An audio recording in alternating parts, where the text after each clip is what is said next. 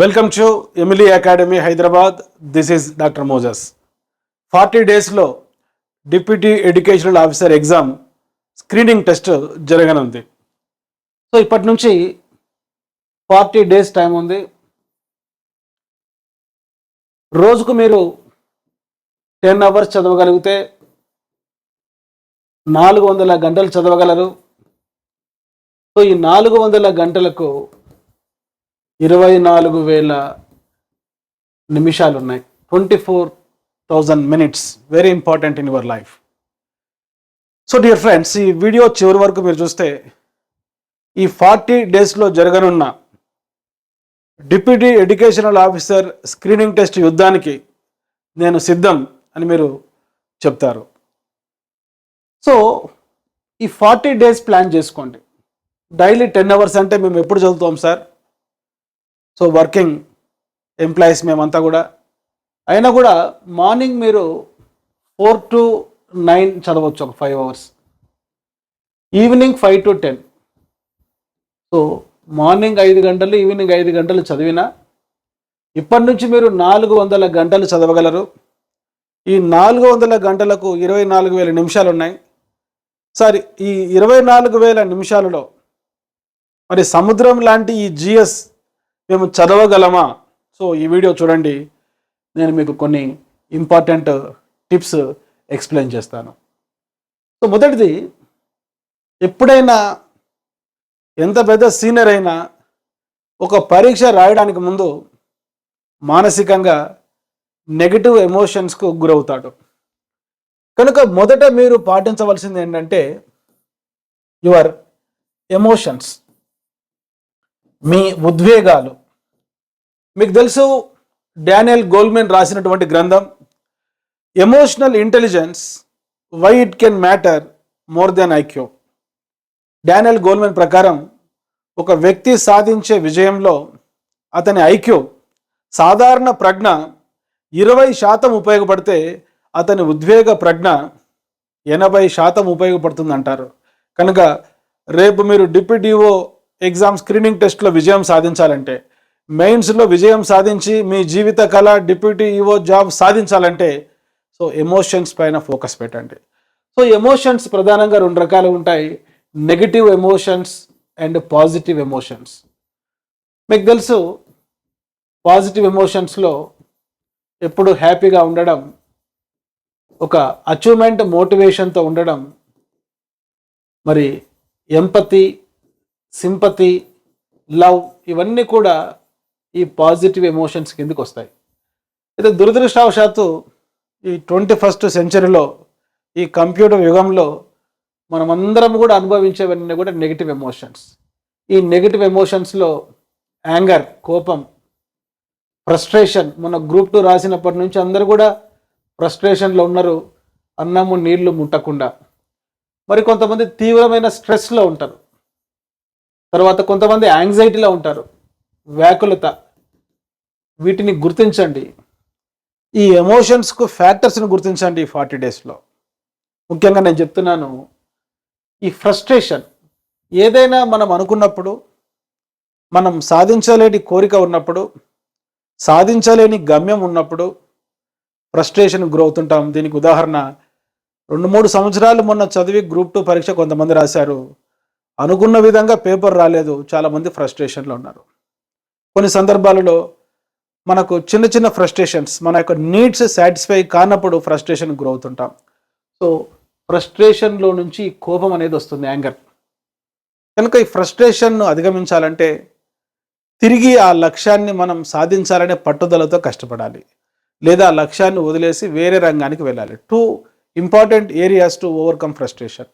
ఏదైతే నువ్వు కోల్పోయావో, ఏదైతే నువ్వు సాధించలేదో, తిరిగి అది సాధించాలనే కసితో నువ్వు చదవాలి. అది ఎంత ప్రయత్నించినా రాలేదంటే దాన్ని వదిలేసాయి. Come to the point. Next, stress. ఈ స్ట్రెస్ ఎందువల్ల వస్తుంది? స్ట్రెస్సర్స్ వల్ల వస్తుంది. ఒత్తిడికి కొన్ని కారకాలు ఉంటాయి. అవి మార్పులు. మార్పులు అంటే ఈ మార్పులు వ్యక్తుల రూపంలో ఉండవచ్చు, చేంజెస్, లేక సిచ్యువేషన్స్ రూపంలో ఉండొచ్చు. మరి ఈ యొక్క హార్మోనల్ బ్యాలెన్స్ లేకపోవడం వల్ల, ఎమోషన్స్ వల్ల కూడా ఈ యొక్క మార్పులు ఉండొచ్చు. కొన్నిసార్లు ప్రెజర్స్, మన స్థాయికి మించి పనులు చేయవలసి వచ్చినప్పుడు అప్పుడప్పుడు మనం స్ట్రెస్కి గురవుతుంటాం. 40 డేస్లో డిప్యూటీఓ ఎగ్జామ్కు ప్రిపేర్ కావాలి, జాబ్ చేయాలి, 10th ఎగ్జామ్ సూపర్వైజ్ చేయాలి, ఇంట్లో పనులు చక్కదిద్దాలి, బంధువుల ఫంక్షన్స్కి వెళ్ళాలి, పిల్లల చదువులు వెళ్ళాలి. సో చాలామంది తీవ్రమైనటువంటి స్ట్రెస్కు లోనవుతున్నారు. మీకు చూడండి, పెళ్ళికి ముందున్న పొడవైన జడ పోనీటైల్గా మారిపోయింది. దీనికి కారణం ఏంటంటే ఒత్తిడి. సార్ నిజంగా ఒత్తిడిలో ఉన్నాం. సో ఆ ఒత్తిడిలో నుంచి బయటికి రావాలని ఈ వీడియో మీకు చేస్తున్నాను. వీడియో చివరి వరకు చూడండి. Come to the point. Stress ఎందువల్ల వస్తుంది? మన స్థాయికి మించి పనులు చేయవలసి వచ్చినప్పుడు. సో స్ట్రెస్ లేకుండా ఉండే లైఫ్ చెప్పండి. స్ట్రెస్ లేకుండా ఎవరికి లైఫ్ ఉండదు. నువ్వు ఒక షర్ట్ కానీ ఒక వస్త్రాన్ని కానీ ఇస్త్రీ చేయాలంటే ఇస్త్రీపేటలో అంతో ఇంతో కొంత వేడి ఉండాలి. ఆ వేడి అనేది ఒత్తిడి అనుకుంటే, ఆ వేడి ఉన్నప్పుడే షర్టుకు వస్త్రానికి ఉండే మడతలన్నీ కూడా తొలగిపోయి మంచిగా ఐరన్ అవుతుంది, మంచిగా ఇస్త్రీ చేయగలుగుతాం.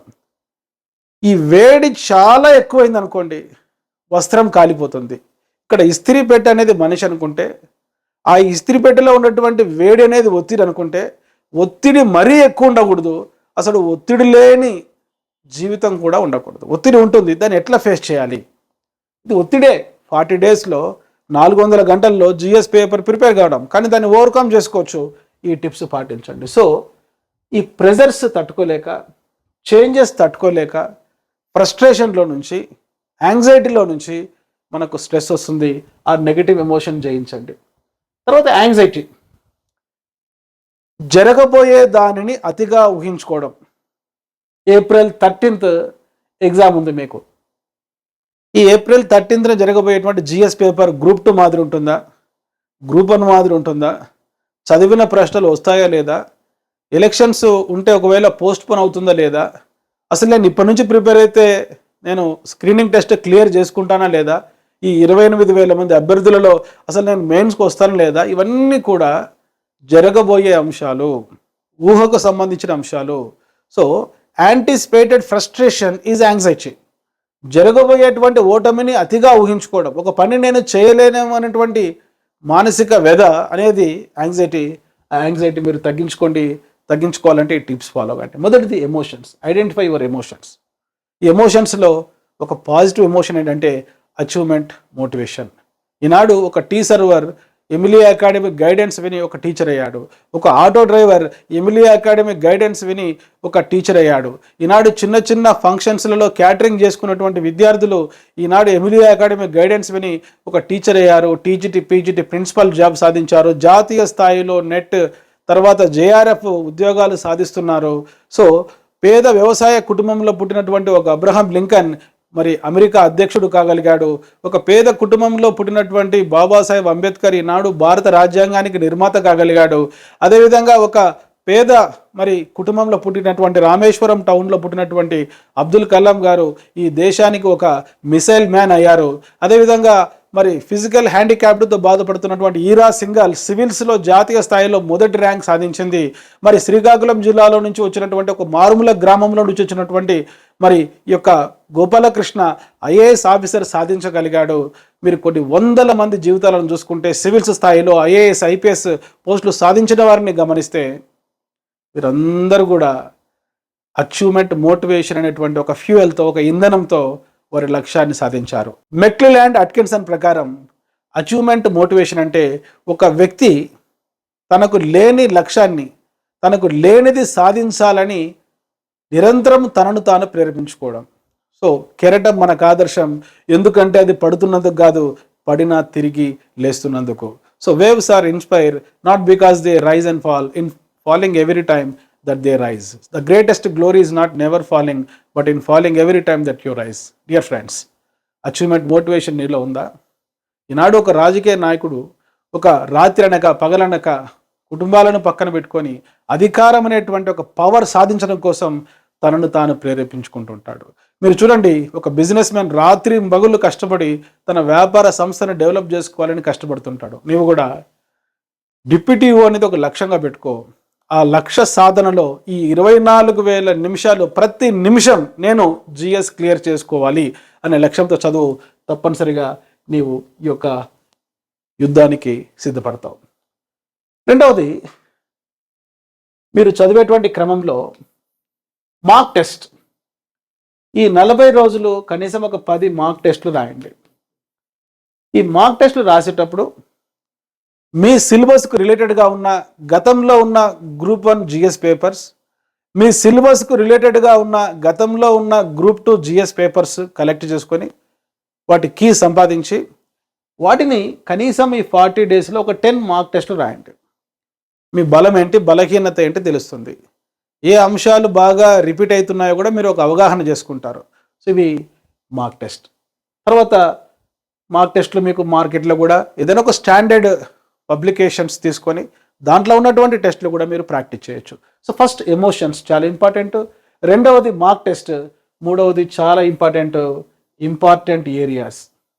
మీకు మొత్తం డిప్యూటీఓకి సంబంధించి 10 ఏరియాస్ ఉన్నాయి. ఈ 10 ఏరియాస్లో చాలా టాపిక్స్ ఉన్నాయి. ఆ టాపిక్స్లో చాలా కాన్సెప్ట్స్ ఉన్నాయి. ఆ కాన్సెప్ట్స్లో చాలా సబ్ కాన్సెప్ట్స్ ఉన్నాయి. మరి 40 డేస్ టైంలో ఇవన్నీ చదవాలంటే చాలా కష్టం. కనుక ఖచ్చితంగా బిట్ వస్తుందన్నటువంటి ఏరియా మాత్రమే చదవండి. మళ్ళీ రిపీట్ చేస్తున్నా, ఇప్పుడు చాలామంది కొత్త బుక్స్ కొనుక్కుంటున్నారు. ఇప్పుడు ఆన్లైన్ కోర్సులలో చేరుతున్నారు చాలామంది. మీరు 2000 గంటలు ఉండే ఆన్లైన్ క్లాసెస్ 40 రోజుల్లో వినగలుగుతారా? ఒక 2000-3000 పేజీలు ఉండేటువంటి జిఎస్ బుక్స్ కొనుక్కొని ఇప్పుడు మీరు అవి చదివి ఈ 24,000 నిమిషాలలో నువ్వు అవగాహన చేసుకుంటావా? లేదు. కనుక అకాడమిక్ బుక్స్ దగ్గర పెట్టుకొని, పాత ప్రశ్నాపత్రాలు దగ్గర పెట్టుకొని, ఇంపార్టెంట్ ఏరియాస్, ఉదాహరణకు హిస్టరీ తీసుకోండి. మీరు మొన్న చరిత్రలో ఎక్స్పెక్టెడ్ ఏరియాస్ నుంచే బిట్స్ వచ్చాయి గ్రూప్ 2లో. అదేవిధంగా జాగ్రఫీ తీసుకోండి. తర్వాత ఎకానమీ చదివేటప్పుడు, అదేవిధంగా ఖచ్చితంగా బిట్ వచ్చేటువంటి ఏరియాస్లలో కరెంట్ అఫైర్స్ ఉంటాయి. ఈ కరెంట్ అఫైర్స్లో గతంలో కూడా నేను చాలాసార్లు చెప్పాను, వ్యక్తులు కానీ వ్యవస్థలు కానీ వివిధ దేశాలలో జరుగుతున్నటువంటి ముఖ్యమైన పరిణామాలు కానీ, అవార్డులు, రాష్ట్ర స్థాయి అవార్డులు, జాతీయ స్థాయి అవార్డులు, అంతర్జాతీయ స్థాయి అవార్డులు, క్రీడల గురించి చదవండి. జనరల్ సైన్స్లో వస్తున్నటువంటి అరుదైన వ్యాధులు, వాటికి సంబంధించినటువంటి వ్యాక్సిన్లు, అంతరిక్షంలో జరిగేటువంటి ప్రయోగాలు, ఈ కంప్యూటర్ రంగంలో వస్తున్నటువంటి మార్పులు, అదేవిధంగా వివిధ కమిటీలు, తర్వాత సదస్సులు, సమావేశాలు, గ్రూప్స్, G7 లాంటి గ్రూప్స్కు సంబంధించినటువంటి అంశాలు, అదేవిధంగా ఇటీవల వివిధ దేశాలలో వస్తున్నటువంటి ఎన్నికలు, భారత రాజ్యాంగంలో వస్తున్నటువంటి మార్పులు, మరి ఇటీవల బడ్జెట్లో వచ్చినటువంటి కొన్ని ముఖ్యమైనటువంటి అంశాలు, ఈ విధంగా కొన్ని సెలెక్టెడ్ ఏరియాస్ని మాత్రమే చదవండి. ఇంపార్టెంట్ ఏరియాస్ని మాత్రమే చదవండి మీ 10 టాపిక్స్లో. సో ఈ యొక్క అర్థమెటిక్ అండ్ రీజనింగ్ సంబంధించి కానీ, డేటా ఇంటర్ప్రిటేషన్ గురించి కానీ ఖచ్చితంగా బిట్ వస్తుందన్నటువంటి ఏరియాస్ మాత్రమే చదవండి. సో భారత రాజ్యాంగం చదివేటప్పుడు 400 పైగా ఉన్నటువంటి ఆర్టికల్స్ అన్నీ చదవాల్సిన అవసరం లేదు. ఇప్పుడు మనకు కరెంట్ అఫైర్స్లో ఏ ఆర్టికల్స్ గురించి వస్తున్నాయి, మొన్న అమెండ్మెంట్ జరిగినటువంటి 370 ఆర్టికల్, ఆ 370 ఆర్టికల్ గురించి చదివేటప్పుడు దాని చుట్టూ ఉన్నటువంటి అంశాలు, సో వివిధ రాజ్యాంగ సవరణలు, ఇటువంటి ఇంపార్టెంట్ ఏరియాస్ మాత్రం మీరు చదవాలి. అదేవిధంగా సైన్స్ అండ్ టెక్నాలజీ చదివేటప్పుడు, జనరల్ సైన్స్ చదివేటప్పుడు, అదేవిధంగా ఎకానమీ చదివేటప్పుడు, డిజాస్టర్ మేనేజ్మెంట్ చదివేటప్పుడు, సస్టైనబుల్ డెవలప్మెంట్ చదివేటప్పుడు, వర్తమాన వ్యవహారాలు, కరెంట్ అఫైర్స్తో అనుసంధానం చేసుకొని ఇంపార్టెంట్ ఏరియాస్ మాత్రమే చదవండి. తర్వాత నెక్స్ట్ టెక్నిక్ LSRW టెక్నిక్. ఇది యాక్చువల్గా లాంగ్వేజ్కి సంబంధించింది, కానీ ఇక్కడ అప్లై చేయండి. ఏంటి LSRW టెక్నిక్ అంటే, మీరు చదివేటువంటి అంశాలు వీలైతే యూట్యూబ్ నుంచి వినండి, లిజనింగ్. ఒక 2 లేక 3 డిప్యూటీఓ స్క్రీనింగ్ టెస్ట్కు ప్రిపేర్ అయ్యే వాళ్ళు వాట్సాప్ గ్రూప్ ఫామ్ చేసుకొని మరి ఈ యొక్క గ్రూప్ కాల్తో మాట్లాడండి. స్పీకింగ్ లేక ఒక రూమ్లో చదవగలిగే పరిస్థితులు ఉంటే రోజు డిస్కస్ చేయండి. ఈ డిస్కస్ చేసిన అంశాలు చాలా ఇంపార్టెంట్. సివిల్స్లో IAS IPS ఉద్యోగాలు సాధించిన వారు కేవలం సెల్ఫ్ లెర్నింగే కాకుండా గ్రూప్ లెర్నింగ్ ఉంటుంది. కనుక యూట్యూబ్ ద్వారా ముఖ్యమైన అంశాలు వినండి. కరెంట్ అఫైర్స్, మరి జాతీయ స్థాయి న్యూస్ ఛానల్స్లో గతంలో ఉన్నటువంటి మరి ఈ న్యూస్ క్లిప్పింగ్స్ వినండి. వినడమే కాకుండా వాటి గురించి మాట్లాడండి, డిస్కస్ చేయండి. మీకు తెలుసు సైకాలజీలో ఒక థియరీ ఉంది, socio cultural constructivism. Socio society, culture నాలెడ్జ్ని కన్స్ట్రక్ట్ చేస్తుంది అనేటువంటి సిద్ధాంతం రష్యా దేశానికి చెందిన వైగాట్స్కి చెప్పినటువంటి సిద్ధాంతం. కనుక ఒకప్పుడు లెర్నింగ్ అనేది సెల్ఫ్ లెర్నింగ్, ఇప్పుడు కొలాబరేటివ్ లెర్నింగ్, కోఆపరేటివ్ లెర్నింగ్ అనే కాన్సెప్ట్ వచ్చింది. కనుక ఇద్దరు ముగ్గురు కలిసి ఈ ఏరియాస్, ఇంపార్టెంట్ ఏరియాస్ డిస్కస్ చేయడానికి ట్రై చేయండి. అదేవిధంగా రీడింగ్, సో పదే పదే చదవడానికి ట్రై చేయండి. మరి ఎక్కువ పుస్తకాలు ఒక్కసారి చదవడం కన్నా అకాడమీ లాంటి ప్రామాణికమైన పుస్తకాలు ఎక్కువ సార్లు చదవడానికి ట్రై చేయండి. ఇక్కడ 3R టెక్నిక్స్ ఫాలో అండి. రీడింగ్, ఆ చదివిందే పదే పదే చదవడం, రిపిటేషన్, ఆ చదివిన అంశాలు ముఖ్యంగా బిట్స్ వస్తున్నటువంటి అంశాలు చూడకుండా రెసిటేషన్ చేసుకోండి. రీడింగ్, రిపిటేషన్, రెసిటేషన్, వాటితో పాటు రైటింగ్. ఏదైతే మీరు చదువుతున్నారో అది తప్పనిసరిగా రాస్తూ చదవండి. ఒక్కసారి రాస్తే 10 సార్లు చదివినట్లు. చెప్తున్నాను, ఎమోషన్స్ ఈ 40 డేస్లో సాధ్యమైనంత వరకు నెగిటివ్ ఎమోషన్స్ని కంట్రోల్ చేసుకోండి. నెగిటివ్ ఎమోషన్స్ ఎందుకు వస్తాయి? ఫోన్ కాల్స్ ద్వారా కూడా మన నెగిటివ్ ఎమోషన్స్ వస్తాయి. మన నెగిటివ్ ఎమోషన్స్ను ప్రభావితం చేస్తాయి. కొన్నిసార్లు కోపం వస్తుంది, కొన్నిసార్లు బాధ వస్తుంది, కొన్నిసార్లు భయం వస్తుంది, కొన్నిసార్లు వ్యాకులత వస్తుంది, ఫ్రస్ట్రేషన్ వస్తుంది ఒక్కొక్కసారి. కనుక ఆ కాల్స్కు దూరంగా ఉండండి, వాట్సాప్కు దూరంగా ఉండండి, ఫేస్బుక్కు దూరంగా ఉండండి, ఇన్స్టాకు దూరంగా ఉండండి. ఇవన్నీ సోషల్ మీడియాలో కూడా పోస్టింగ్స్ అన్నీ కూడా మీ ఫ్రెండ్స్, రిలేటివ్స్ యొక్క సక్సెసే ఉంటుంది. ఒక్కొక్కసారి చూసినప్పుడు అసూయ కూడా వస్తుంటుంది కొంతమందికి. కనుక వాటికి దూరంగా ఉన్నప్పుడు రాదు కదా. కనుక ఉద్దీపనలే ఉద్వేగాలకు కారణాలు. మళ్ళీ చెప్తున్నా, ఉద్దీపనలు అంటే స్టిమ్యులీ. ఈ స్టిమ్యులీ ఫోన్ కావచ్చు, వ్యక్తులు కావచ్చు, సినిమాలు కావచ్చు, అమ్మనా కోడలు లాంటి సీరియల్ కావచ్చు, వాటికి దూరంగా ఉంటే నువ్వు జాబ్ సాధిస్తావు. Come to the point, emotions. తర్వాత మాక్ టెస్ట్లు ప్రాక్టీస్ చేయండి. ఇంపార్టెంట్ ఏరియాస్ పైన ఫోకస్ చేసి ఆ ఇంపార్టెంట్ ఏరియాస్ను వినండి. ఆ ఇంపార్టెంట్ ఏరియాస్ని మీ ఫ్రెండ్స్తో డిస్కస్ చేయండి. అవి చదవండి, చదివింది పదే పదే చదవండి, చదివిన అంశాలు చూడకుండా వల్లవేయండి. రైటింగ్. ఇక లాస్ట్ టెక్నిక్ చెప్తున్నాను, చాలా ఇంపార్టెంట్ టెక్నిక్, అది యోగా అండ్ మెడిటేషన్. చాలా ఇంపార్టెంట్. పరీక్షకు 3 రకాలుగా సిద్ధపడాలి. పరీక్షకు ముందు, పరీక్ష రాస్తున్నప్పుడు, పరీక్ష తర్వాత. పరీక్షకు ముందు సో మీకు తెలిసినటువంటి ఆసనాలే, కష్టమైన ఆసనాలు వద్దు. వజ్రాసనం మామూలుగా కూర్చొని మీరు రోజు కొద్దిసేపు ఉండడం వల్ల కొద్దిగా జ్ఞాపక శక్తి పెరుగుతుంది. కష్టంగా ఉండేటువంటి ఆసనాలు వేసి మళ్ళీ అంబులెన్స్ని పిలవాల్సిన పరిస్థితి వస్తుంది. అట్లా కాకుండా మీకు తెలిసిన ఆసనాలు ప్రతిరోజు ఉదయం పూట యోగా చేయండి. తర్వాత మెడిటేషన్, శ్వాస పైన ధ్యాస. సో ఎంత మంచి బ్రీతింగ్ టెక్నిక్స్ మీరు ఫాలో అయితే అంత చక్కటి మానసిక ఆరోగ్యం ఉంటుంది. ఏం చెప్పానంటే శ్వాస పైన ధ్యాస ఉంచండి, దోషపైన ఆశ కొద్ది రోజులు తగ్గించండి. కమ్ టు ద పాయింట్ చెప్తున్నాను నేను, ఈ 40 రోజుల యుద్ధానికి ఎట్లా సిద్ధపడాలి. సో మెడిటేషన్, బ్రీతింగ్ టెక్నిక్స్, అదేవిధంగా యోగా. ఎప్పుడైనా కూడా మనం మంచి శ్వాస పద్ధతులు ఫాలో అయితే, మీరు ఎప్పుడైనా యూట్యూబ్లో చూడండి మంచి బ్రీతింగ్ టెక్నిక్స్. ఈ యోగా, మెడిటేషన్ ద్వారా మంచి శారీరక ఆరోగ్యం, మంచి మానసిక ఆరోగ్యం ఈ 40 డేస్ మీరు పొందాలి. చాలా ఇంపార్టెంట్. వెదర్ చేంజెస్ అన్నీ వస్తాయి. ఇప్పుడు మీరు హాట్ సమ్మర్లో మీరు రాయబోతున్నారు పరీక్ష, కనుక తీసుకున్నటువంటి ఆహారం కూడా ఫంక్షన్లలో ఇష్టం వచ్చినట్లు మనకు కనపడిన నాన్ వెజ్ అంతా తినకుండా కొద్దిగా ఆహారం పైన నియంత్రణ ఉండాలి. వీలైతే రోజు కొంత నేచర్కి ఎక్స్పోజ్ అయ్యి ప్రకృతి ఒడిలో దగ్గర ఎక్కడైనా ఉన్న పార్కులో నడవడానికి ట్రై చేయండి. కొద్దిగా యోగా చేయండి, మెడిటేషన్ చేయండి, బ్రీతింగ్ టెక్నిక్స్ మీరు ఫాలో కాండి. పరీక్షకు ముందు ఎటువంటి టెన్షన్ లేకుండా, ఎటువంటి మీకు యాంగ్జైటీ లేకుండా పరీక్ష హాల్లోకి వెళ్ళడానికి అవకాశం ఉంది. సో మీ పరీక్షకు ముందు మళ్ళీ ఒక వీడియో చేస్తాను నేను. పరీక్షలో ప్రశ్నలు ఏ విధంగా ఆన్సర్ చేయాలి, తెలిసిన ప్రశ్నలు ఏ విధంగా ఆన్సర్ చేయాలి, తెలియని ప్రశ్నలు ఏ విధంగా ఎలిమినేట్ చేసుకోవాలి, ఎలిమినేషన్లో ఎన్ని టెక్నిక్స్ ఉంటాయి, నెగిటివ్ మార్క్స్ ఉన్నప్పుడు అన్ని ప్రశ్నలు అటెంప్ట్ చేయాలా లేదా, ఇవన్నీ కూడా మరొక వీడియో చేస్తాను. కాబట్టి అంతవరకు ఈ యొక్క టెక్నిక్స్ అన్ని మీరు ఫాలో కాండి. ఇప్పటివరకు నేను చెప్పినటువంటి టెక్నిక్స్లలో ఏమేమి ఉన్నాయంటే ఈ ఫర్ ఎమోషన్స్, తర్వాత M for mark test, I for important areas, L for LSRW technique, Y for yoga and meditation. ఇవన్నీ కలుపుకుంటే ఎమిలీ అనేటువంటి అక్షరాలు వస్తాయి. ఎమిలీ అనేది ఒక పోటీ పరీక్షలకు శిక్షణ ఇచ్చేటువంటి సంస్థ. ఎమిలీ అనేది ఒక పోటీ పరీక్షల జమిలీ.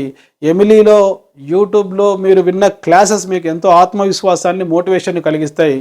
మరి మీ డిప్యూటీ ఈఓ జాబ్ సాధించేంత వరకు ఇటువంటి మోటివేషన్ క్లాసెస్ రూపంలో నేను మళ్ళీ మీకు అప్లోడ్ చేస్తూ కనిపిస్తుంటాను. I wish you all the best.